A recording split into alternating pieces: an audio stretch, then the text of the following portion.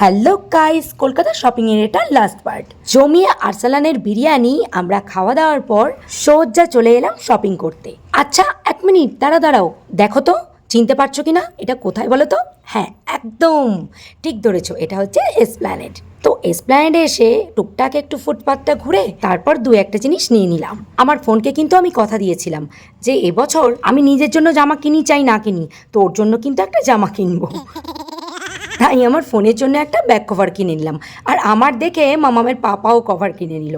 এরপর টুকটাক কেনাকাটি করে সোজা চলে এলাম ভিমার্ট আর সিটি মার্টে। বাট সিটি মার্টে গিয়ে তো আমার কিছুই পছন্দ হলো না, ভিমার্ট থেকে দু একটা জিনিস নিয়েছি। হ্যাঁ দু একটা জিনিস কেন বললাম, অনেক কটা জিনিস কেন কিনিনি সেটা জানার জন্য তো লং ভিডিওটা অবশ্যই তোমাদের চেক করতে হবে।